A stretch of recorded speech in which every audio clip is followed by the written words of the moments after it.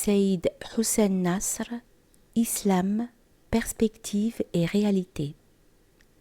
Préface. Récemment, j'ai eu l'occasion de parler avec un des plus éminents représentants de la culture islamique dans l'ancienne ville de Fès.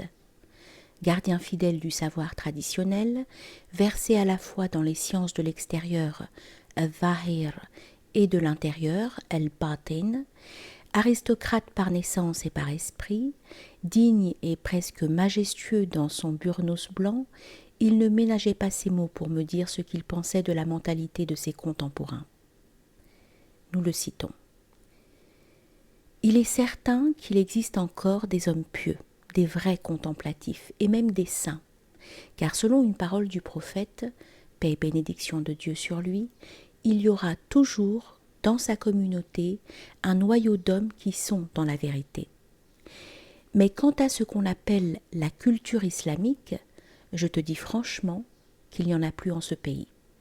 Fin de citation. Il exagérait, car son existence même prouvait le contraire. Et d'où vient cette carence, lui demandai-je. Les avions ont subjugué nos intelligences, me dit-il en souriant. Il visait juste. Mais cette capitulation des cultures traditionnelles devant la technologie moderne n'est pas un phénomène limité au monde de l'islam. Il est général. Il se produit notamment en pays chrétiens où il corrode la religion même. Chaque jour, nous assistons à quelques compromis, quelques concessions faites par des dignitaires d'Église à une plus grande ouverture sur le monde moderne dans ce qu'il a d'essentiellement agnostique et de pratiquement anti-religieux. La science qui a engendré la machine jouit d'un prestige si extraordinaire que beaucoup sont tentés de lui donner raison, même en des domaines où elle est parfaitement incompétente. C'est comme si elle avait accaparé toute pensée objective dont l'homme d'aujourd'hui est capable, ne laissant à l'autre camp, celui de la religion, que l'argument de sa propre conviction subjective. Ainsi, du moins, apparaissent les choses à la surface de l'humanité actuelle et abstraction faite de ces noyaux de science spirituelle auxquels faisait allusion mon interlocuteur. Il se peut que le monde européen, et nous entendons ce terme au sens large, en y comprenant aussi les Américains de race blanche, habitué qu'il est à séparer religion et vie courante, soit relativement insensible au drame, à la tragédie qui se déroule dans les pays à culture traditionnelle, et notamment dans le monde islamique, où la religion n'a jamais été considérée comme une affaire privée et où on n'avait jamais admis de scission entre un domaine sacré et un domaine profane de la vie humaine.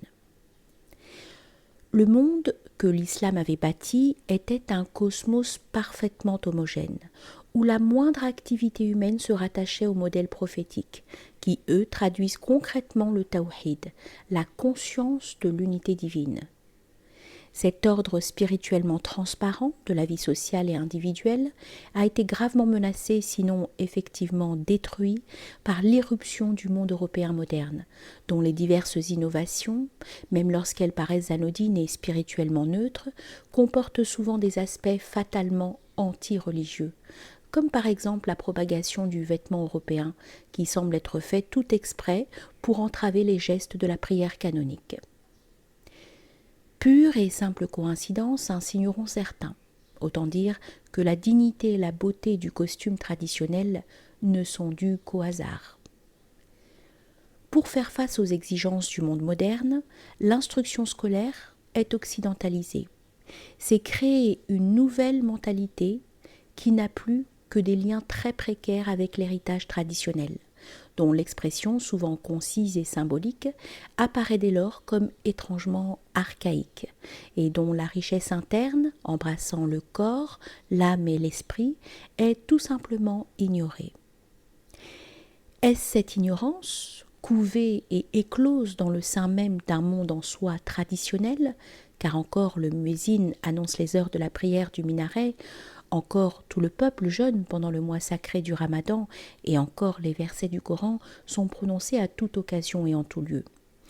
Est-ce cette ignorance du dedans qui va rejoindre celle du dehors pour faire écrouler la maison de l'islam, Darul Islam ? Ou se produira-t-il le contraire, à savoir un réveil à partir de son noyau pérenne, de la science sacrée de l'islam, réveil corroboré et comme amplifié par une entente des élites spirituelles de toutes les vraies religions? Car les divergences entre ces religions, si elles sont effectives, ne sont pas inséparables pour ceux qui voient les réalités spirituelles de l'intérieur.